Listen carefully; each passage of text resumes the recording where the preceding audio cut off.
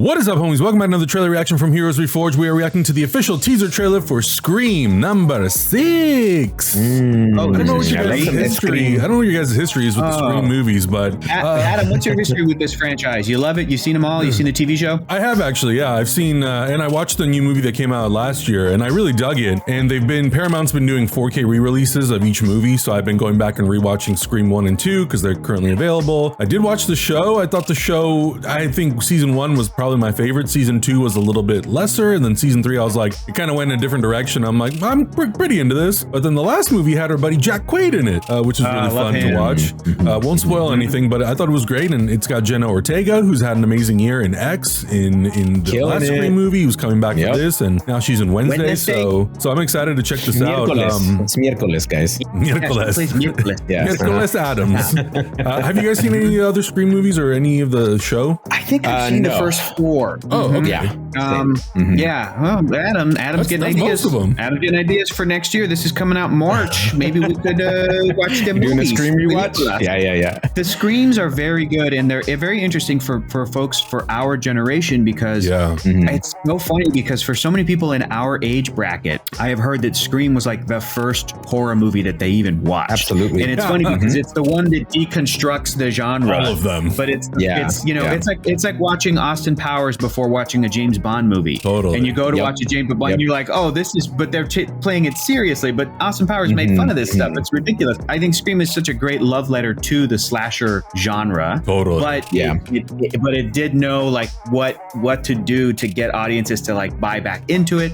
So I thought that first one was really brilliant. The second one was great. I liked the third one. I think I like each one a little lesser than the original, but I know folks who like 2 more or 3 more or whatever, but they're fun, man. They're really fun. I mean, I feel like the Scream franchise, the initial one, was built for my generation specifically. I'm in my late 30s, guys. When these movies came out, they were made for my I think you guys might have been just a little bit younger. You might have caught I saw Halloween when I was 9, so I definitely was not too young for this movie. I know, but I was a teenager when Drew Barrymore showed up on screen, and I was like, oh, Drew Barrymore, okay, yeah, that's for me.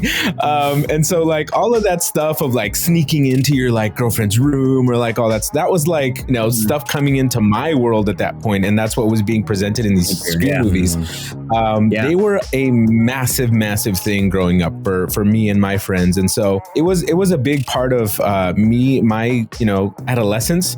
And so I have like a special affinity for these movies, but I didn't follow up with the shows, and I just recently watched Scream 1 for the first time, maybe like a couple of months ago. I really enjoyed it. I thought it was a really cool rewatch because I forgot how smart the movie was in deconstructing the horror genre, but still making the stakes high, but still kind of doing like the campiness of a normal horror movie. I think it's a great movie all around, and I'm really excited to see what they do with this one because it's just a follow-up. And also a shout out to all the scary movies by the Wayans brothers, because those were definitely a part of my childhood as well, dude. Those movies are incredible.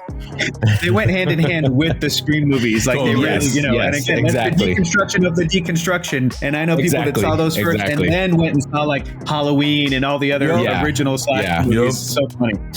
Huge shout out to those movies. All right, let's get into this reaction, baby. Okay, here we go. In 3, 2, 1, go.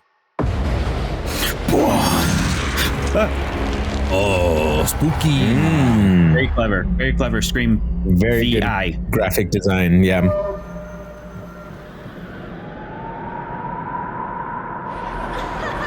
A lot of people to kill in New York. Oh, this is scary. In a city of millions.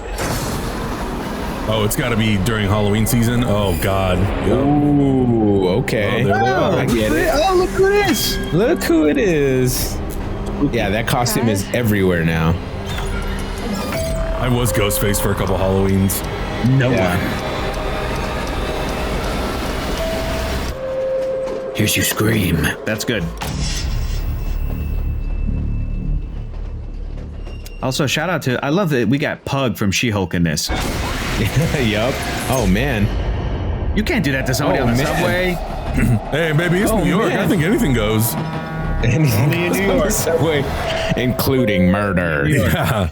Okay. Honestly, it's a perfect little teaser. I think it kind of gives you all the context, the most context you would need for a trailer, for a teaser trailer at least. Like it's New York, it's during Halloween season, so Ghostface can kind of run amok, and no one can can't tell the difference between any Ghostface. So I think that's kind of sort of built in and lead into the mystery of like who done it, which I really enjoy. Right. And it doesn't spoil anything about the last movie. So if you guys haven't seen it, you can watch the last movie and you're still going to be completely surprised by what's happening, which I like. I think the smart thing about, that some horror movies do, including the Scream franchise, is making normal things scary. Yeah. And this is like kind of playing on people's fears of like, I've heard a lot of people say that they don't necessarily like Halloween because of a chance like this, of something like this happening. Like there could be a murderer in the crowd and you won't even know it. Like there's somebody dead on the subway, and it's, it could look like a Halloween decoration, or like, all that kind of like craziness. I think it's absolutely absurd, but it's not out of the realm of possibilities, which I think makes it really terrifying for some people. So I like that. I mean, I like that they're going along that route. You're right. I just have to point out really quick that in one of these shots of Ghostface, there's a Jason Voorhees mask, like a guy in a hockey mask. And I'm like, because the minute I saw the premise was going to be in New York, I'm like, is this going to play on Jason Takes Manhattan, which is so silly and so great. And the fact that they put a Jason Voorhees in the background, one of these shots, and there's a pinhead, I'm like, yes, reference. They know. That's a reference. They know.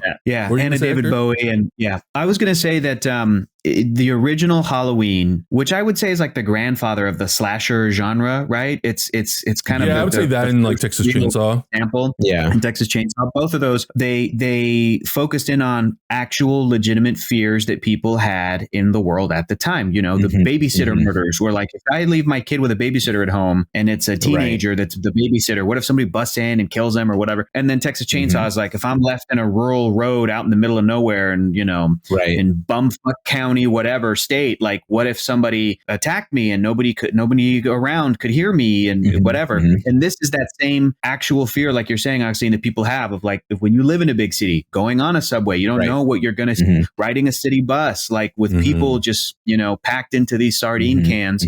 And during a Halloween season or a big celebration, New Year's Eve is incredible in New York City, but it's also, it can be scary because the crowds are so big depending on where you go. And you know what I mean? And I wonder if this is going to if this is going to like tap into like the fear that Americans have these days, where it's like, if you go into a public place with a lot of people, there could be a mass shooting. You know what I mean? I always think about those things whenever I go places in my life, which is a horrible thing that I have, a real reality that I have to deal with. But, and this is, Scream has always been that little, we're Americans. That's, that's part of the deal.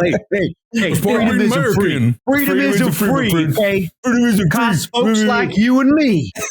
Wow, it's stupid, and I got mad. But no, it's. I think it's cool to take the Scream franchise out of the suburbs, which was preying on a different type of fear that we have about those kinds of communities and some isolation or whatever, and putting it into the city, whole different set of fear. And but it's going to be fun because it's a Scream movie. So it'll be fun.